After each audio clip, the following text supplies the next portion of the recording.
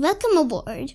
Today we are embarking on a scenic train journey to Edinburgh, Scotland's historic and vibrant capital. This is part of our 3-night and 4-day travel series to Edinburgh. It's more of a relaxing trip, so we would just be traveling in the city and some places around it and capturing everything we come across. And hope you would love watching it.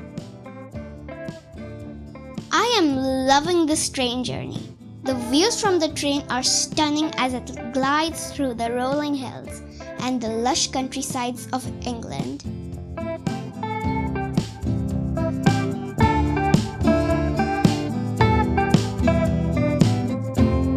This is the most beautiful stretch of our journey, when the train runs close to the coastline.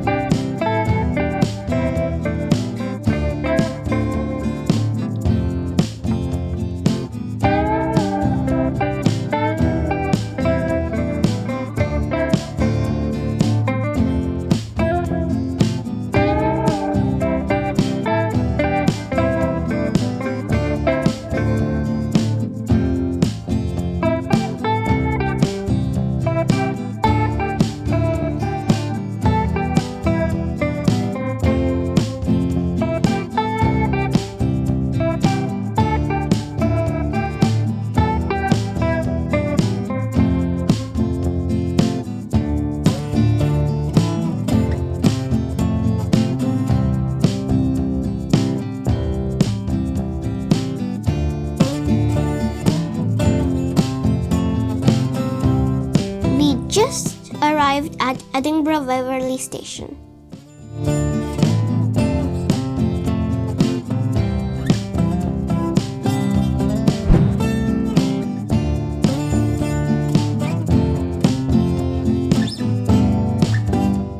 As we walked out of the station, we immediately were immersed in the rich history and vibrant culture of Edinburgh.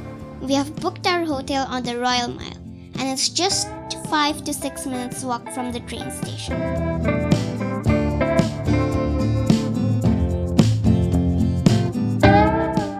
This is the Grand Royal Mile, and we are now heading towards our hotel to put all our luggage and then explore.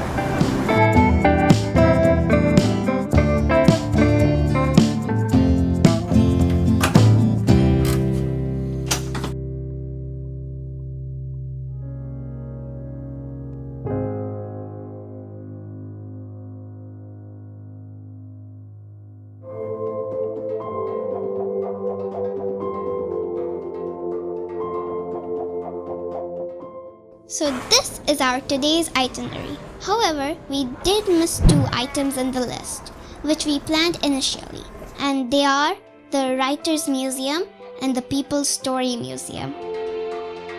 First, we visited the Museum of Childhood, where I explored different toys and games, and it was fun.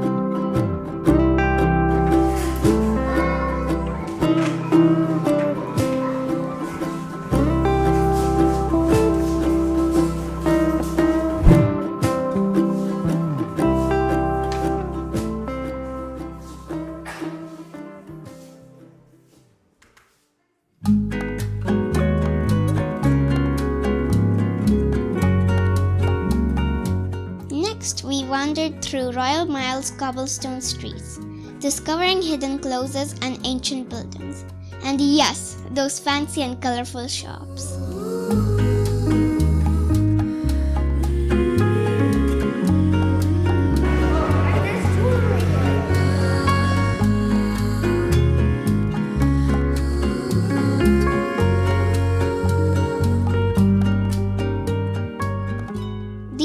Passageways or alleys are called closes. They all have names and we explored a few of them. Some of them lead you to the resident buildings and some to the street.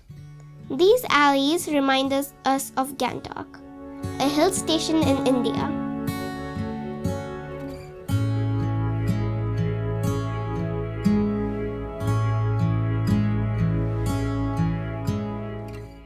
We then walked towards St. Giles Cathedral and found this to be the most happening place on the Royal Mile, with so many performing artists doing different stuff.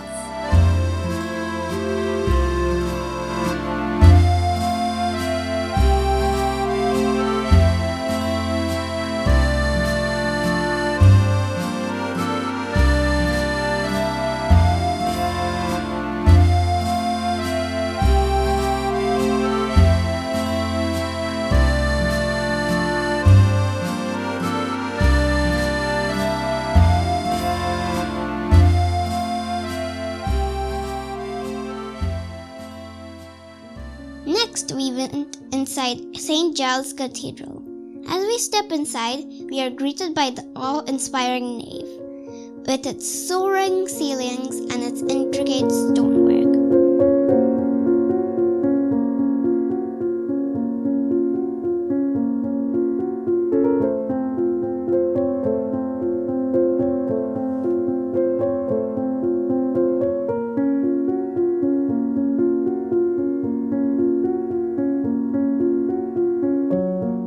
Our journey through St. Giles Cathedral has been a walk through history, art, and faith.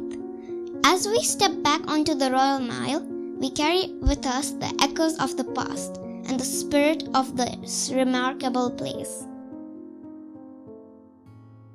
This bronze statue is a tribute to a Scottish duke and nobleman. Look at the intricate work on the statue. It depicts the life events of the duke and their family.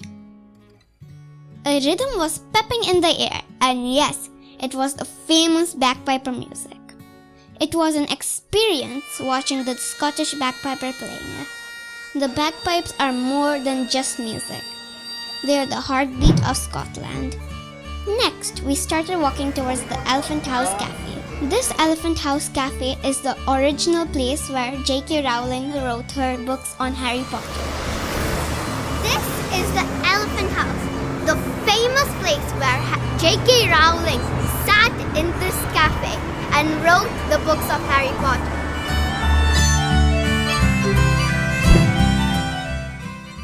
That's Greyfriars Bobby, a brass statue of a dog called Bobby.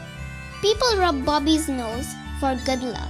A story of loyalty and love, Bobby spent 14 years guarding his master's grave in the Greyfriars Kirkyard. When Bobby passed away, he was buried near his master's grave. This graveyard holds a special place in the hearts of Harry Potter fans.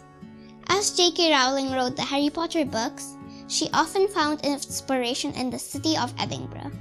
Many of the names of her characters were inspired by the gravestones in Greyfriars Kirkyard.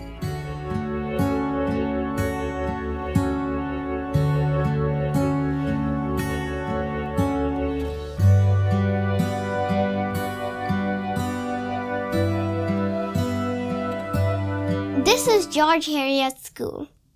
It's believed that J.K. Rowling drew inspiration from this very school while creating Hogwarts. What do you think?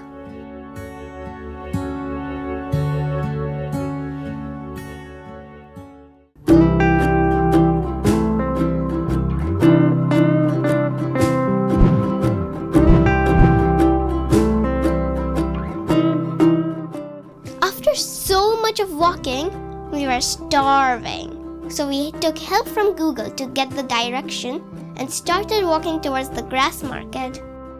Remember, there are 2 Tuk Tuks in Edinburgh, and we'll talk about that later.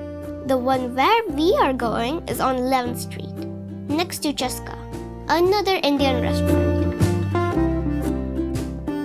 We have now reached Tuk Tuk to have our lunch.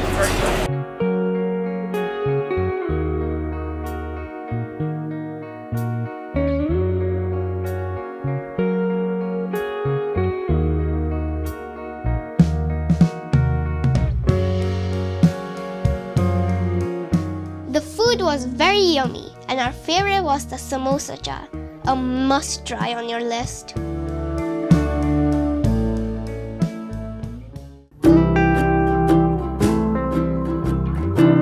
We crossed the Futures Institute, which is part of the University of Edinburgh.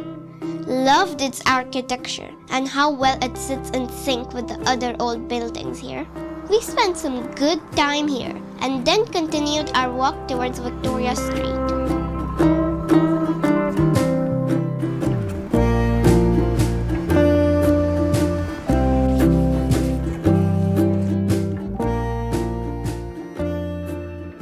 Victoria Street, also known as Harry Potter Street, is a small, vibrant street with a lot of independent multicolor shops and cafes. A unique curve to it makes it different to the others. There's a special sense of magic as you explore the street's nooks and crannies. And yes, that's your Diagon Alley from the Potter world.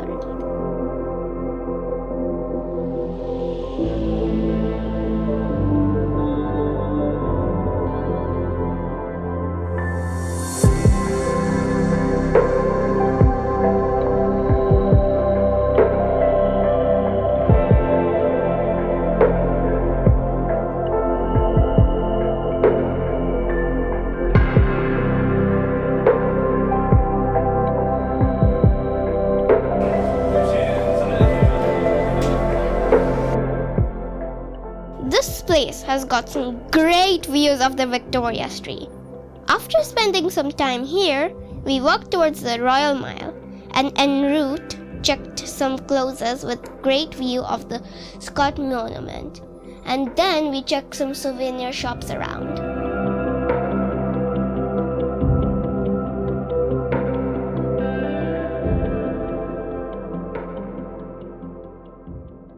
So finally, we are back on the Royal Mile. The approaching dusk got the temperatures down and it was nothing less than a hill station. So this is a perfect time for some hot drinks, tea and hot chocolate.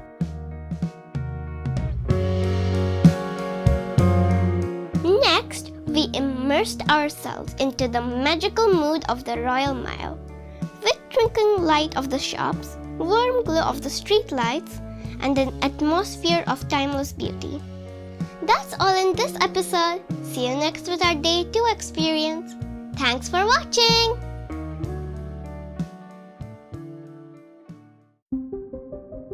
Now we are heading towards the Edinburgh Castle.